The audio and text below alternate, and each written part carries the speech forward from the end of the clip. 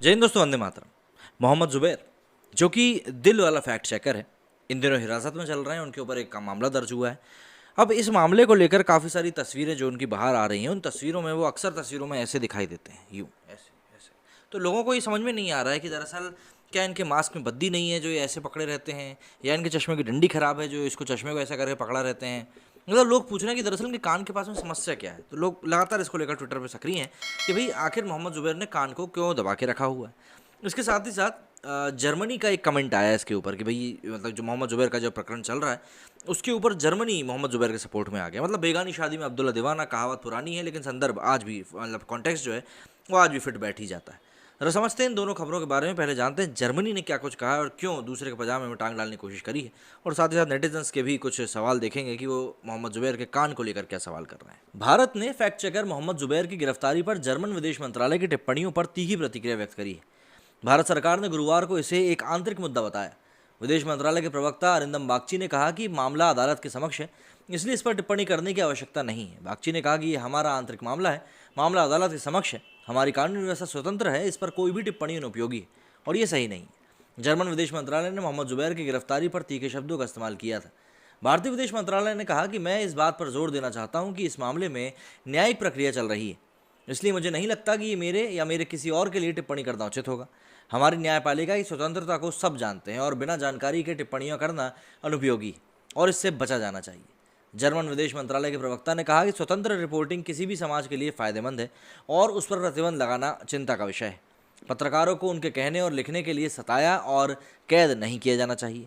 हम वास्तव में इस खास मामले से अवगत हैं और नई दिल्ली में हमारा दूतावास इस पर बहुत बारीकी से नज़र भी बनाए हुए है।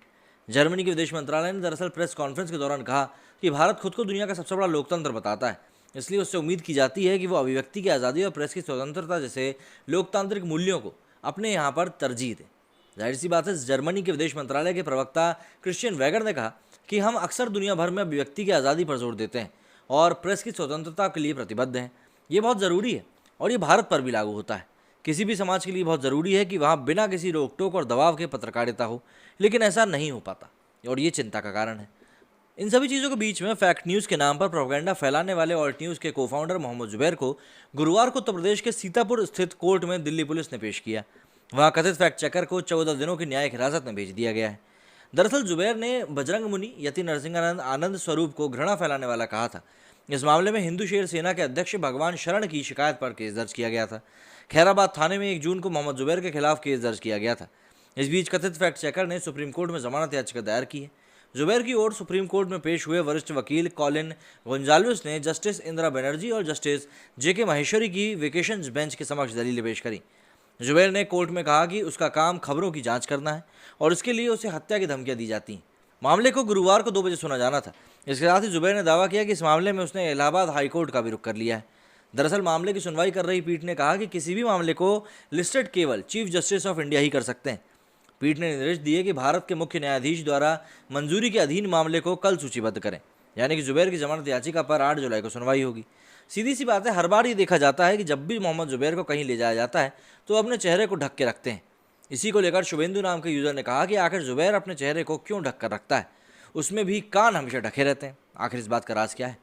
इसी तरह राहुल कौशिक नाम के यूज़र ने कहा कि जुबैर कौन है, वो अपनी हर फोटो में सिर्फ चेहरा ही नहीं बल्कि कान भी छुपा रहा है। एक बहुत ही कट्टर और प्रशिक्षित आतंकवादी ही चेहरे की पहचान करने वाले सॉफ्टवेयर को मात देते हैं और अपने कानों को छुपाते हैं, जो उसकी पिछली आपराधिक हरकतों या भविष्य से उसकी पहचान कराता है।